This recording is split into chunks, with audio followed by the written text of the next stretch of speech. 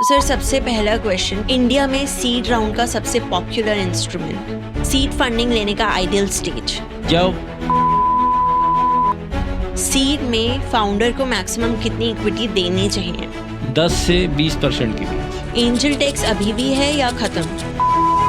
80 IAC scheme में कितने सालों का टैक्स एग्जम्पशन मिलता है? 3 years। 80 IAC के लिए टर्नओवर लिमिट कितनी है? 100 करोड़ से कम। पेशेंट कैपिटल कौन देता है, VC या फिर फैमिली ऑफिस? Family office.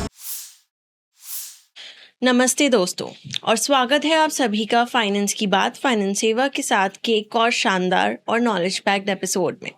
मैं हूं आपकी होस्ट दृष्णा, और आज का एपिसोड हर startup founder, entrepreneur, innovator, student entrepreneur, incubator member, investor और बिजनेस एंथुजियास्ट के लिए बेहद खास होने वाला है, क्योंकि आज हम बात करने वाले हैं स्टार्टअप फंडिंग जर्नी के उस महत्वपूर्ण पड़ाव की जहां एक आइडिया पहली बार प्रोफेशनल इन्वेस्टर्स की नज़र में आता है, जहां फाउंडर अपने स्टार्टअप को अगले स्तर पर ले जाने की कैपिटल रेज करता है, और जहां से शुरू होती है real business scaling journey, seed funding. जी हाँ दोस्तों, कई फाउंडर्स फंडिंग के बारे में सुनते तो बहुत हैं, लेकिन अक्सर कंफ्यूजन रहता है।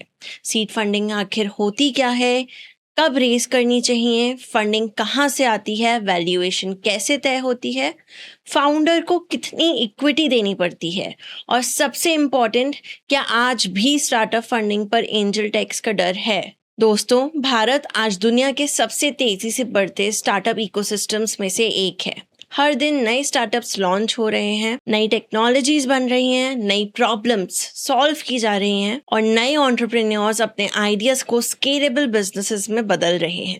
लेकिन किसी भी स्टार्टअप की ग्रोथ का सबसे बड़ा फ्यूल क्या होता है? कैपिटल। क्योंकि आज आपके पास कितना भी इनोवेटिव आइडिया क्यों ना हो, उसे प्रोडक्ट में बदलने के लिए, टीम हायर करने के लिए, टेक्नोलॉजी डेवलप करने के लिए, मार्केटिंग करने के लिए और बिजनेस स्केल करने के लिए पूंजी यानी फंडिंग की ज़रूरत होती है। और यहीं से शुरू होती है सीड फंडिंग की कहानी। कई फाउंडर्स सोचते हैं कि इन्वेस्टर्स सिर्फ रेवेन्यू जनरेटिंग स्टार्टअप्स में इन्वेस्ट करते हैं, या फंडिंग सिर्फ उन्हीं स्टार्टअप्स को मिलती है जिनके पास बड़े कॉन्टैक्ट्स होते हैं। लेकिन रियलिटी इससे काफ़ी अलग है।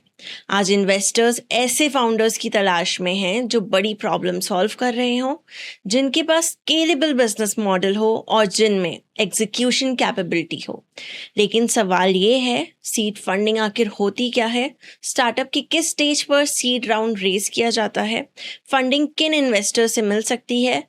सेफ, CCD, इक्विटी और कन्वर्टेबल इंस्ट्रूमेंट्स क्या होते हैं? स्टार्टअप वैल्यूएशन कैसे तय होती है?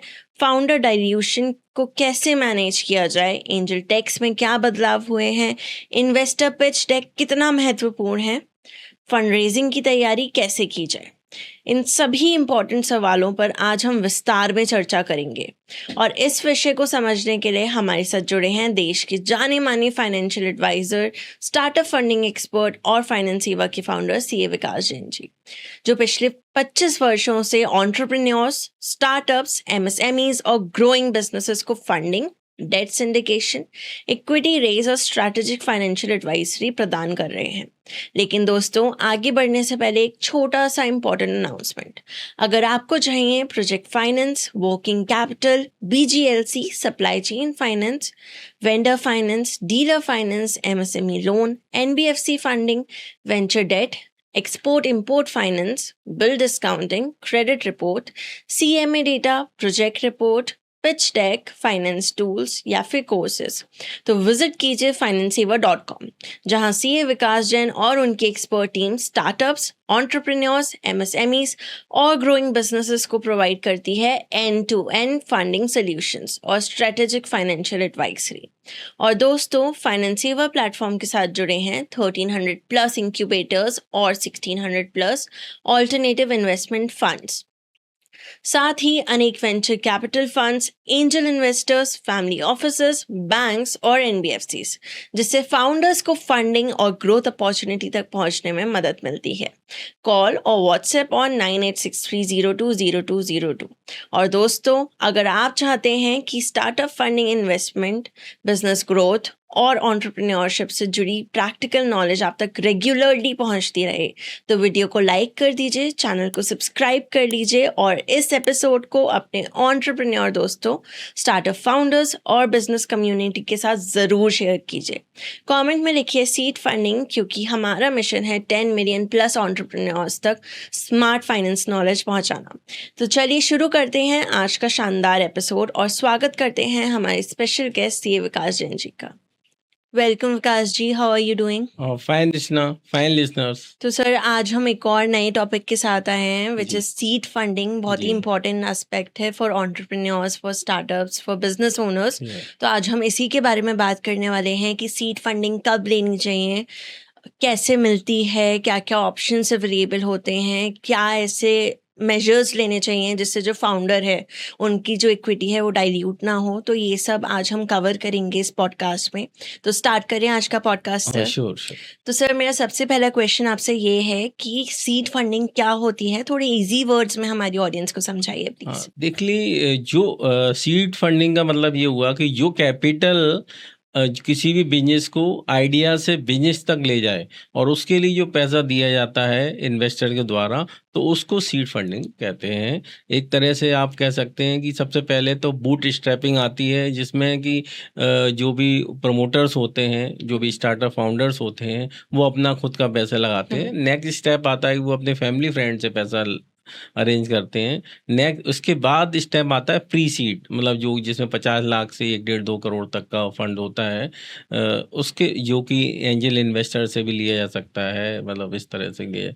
फिर उसके बाद नंबर आता है सीड कैपिटल का। हाँ, इसका अमाउंट थोड़ा सा बड़ा होता है। तो ये बेसिकली आप कह सकते हैं कि जो मिनिमम वायबल प्रोडक्ट जब डेवलप हो जाए और उसको ग्रोथ के लिए स्केल करना हो, तो उस स्टेज में जो पैसे की रिक्वायरमेंट होती है और जो इन्वेस्टर इस सेगमेंट में पैसा लगाते हैं उसको सीड कैपिटल कहते हैं। ओके, मतलब जब जी। आपका प्रोडक्ट जो है तैयार हो जाए, जो तैयार हो मेन जाए, प्रोडक्ट है, बिल्कुल बिल्कुल। उसके बाद उसको स्केल करने के लिए, प्रमोट करने के लिए जो जी, पैसा आएगा, दैट जी। Is seed funding. Seed funding, yes. अब सर नेक्स्ट क्वेश्चन ये आता है कि सीड फंडिंग जो है कौन से मेन स्टेज पर लेनी चाहिए, कि कब आपको पता चलता है कि कौन सा ये सही स्टेज है मेरा और अब मुझे सीड फंडिंग जो है ले लेनी चाहिए। देखिए, जब मिनिमम वायबल प्रोडक्ट डेवलप हो जाए, मतलब आपके ने प्रोडक्ट डेवलप कर लिया, आपके कुछ कस्टमर्स हैं उसको यूज कर रहे हैं और उसका रिपीटेटिव बिजनेस आ रहा है, राइट, उनका फीडबैक आ रहा है, उसके बेसिस पे आप उसको चेंज भी कर रहे हैं, राइट।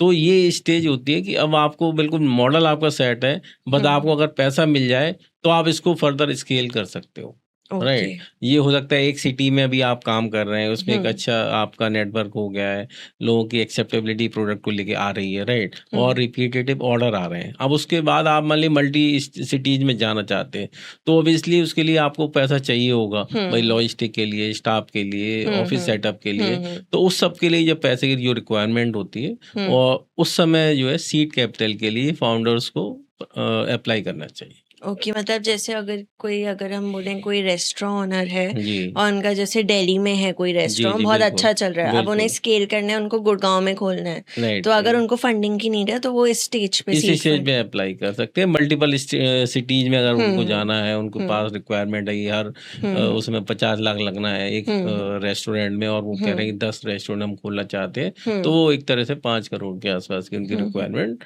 वो इस सेगमेंट में आती है। अगर आप business loan, project report, bank finance, MSME funding और ऐसी ही इंपॉर्टेंट फाइनेंस टॉपिक्स को आसान भाषा में समझना चाहते हैं तो फाइनेंस सेवा और फाइनेंस सेवा क्लिप्स के यूट्यूब चैनल को अभी सब्सक्राइब कर लीजिए। इस वीडियो से जुड़ी पूरी डिटेल आपको डिस्क्रिप्शन बॉक्स में मिल जाएगी और स्क्रीन पर भी इसकी जानकारी आपको दिख चुकी है। financesaver.com एक ऐसा प्लेटफॉर्म है जो आपको मल्टीपल लोन सर्विसेज प्रोवाइड करता है। ये लोग 80+ लोन प्रोडक्ट्स में डील करते हैं और 150+ बैंक्स, NBFCs और फाइनेंशियल इंस्टीट्यूशंस के साथ काम करते हैं। यानी अगर आपको अपने बिजनेस, प्रोजेक्ट या वर्किंग कैपिटल के लिए सही फंडिंग ऑप्शन चाहिए तो फाइनेंस सेवा आपके लिए एक स्ट्रॉन्ग फाइनेंशियल सपोर्ट बन सकता है। सिर्फ लोन ही नहीं, फाइनेंस सेवा आपको प्रोजेक्ट रिपोर्ट बनाने में भी हेल्प करता है। इनकी खास बात यह है कि इन्होंने प्रोजेक्ट रिपोर्ट प्रिपरेशन के लिए अपना इन हाउस सॉफ्टवेयर डेवलप किया है, जिससे सीए, कंसल्टेंट्स, लोन एडवाइजर्स और बिजनेस ओनर्स अपनी रिपोर्ट्स को फास्ट, प्रोफेशनल और इफेक्टिव तरीके से तैयार कर सकते हैं। इसके अलावा फाइनेंस सेवा ऑनलाइन फाइनेंस कोर्सेज भी प्रोवाइड करता है, जो खास तौर पर एमएसएमई ओनर्स, कंसल्टेंट्स और बिजनेस लर्नर्स के लिए बहुत यूजफुल है। अगर आप सीखना चाहते हैं कि बिजनेस फाइनेंस कैसे मैनेज करें, बैंक फंडिंग कैसे लें, फाइनेंशियल डॉक्यूमेंट्स कैसे तैयार करें और फाइनेंस नॉलेज को प्रैक्टिकली बिजनेस में कैसे इम्प्लीमेंट करें, तो फाइनेंस सेवा आपके लिए एक कंप्लीट लर्निंग प्लेटफॉर्म है। और अगर आप एक स्टार्टअप फाउंडर हैं और फंड्स रेज करना चाहते हैं, तो financeva.com आपके लिए और भी पावरफुल सोल्यूशन लेकर आता है। यहाँ आपको मिलता है 1300 प्लस इंक्यूबेटर्स का support, 1600 plus alternative investment funds का एक्सेस, यानी आप अपनी इक्विटी रेजिंग जर्नी को आसान, फास्ट और स्ट्रक्चर्ड बना सकते हैं। लोन, गाइडेंस या फंडिंग चाहिए, विजिट करें financeva.com या कॉल करें 9863020202। और अगर आप चाहते हैं सीए विकास जन से एक्सक्लूसिव टिप्स, प्रैक्टिकल गाइडेंस और पर्सनल कंसल्टेशन, तो फाइनेंस सेवा चैनल की पेड मेंबरशिप ज़रूर ज्वाइन करें। तो अगर आप चाहते हैं कि आपको फाइनेंस, लोन्स, प्रोजेक्ट रिपोर्ट्स और बिजनेस फंडिंग की सही और प्रैक्टिकल नॉलेज मिलती रहे, तो लाइक, सब्सक्राइब और शेयर करना बिल्कुल मत भूलिए। और अगर आपको ये फुल वीडियो देखनी है, तो अभी जाकर डिस्क्रिप्शन बॉक्स में दिए गए लिंक पर क्लिक करें।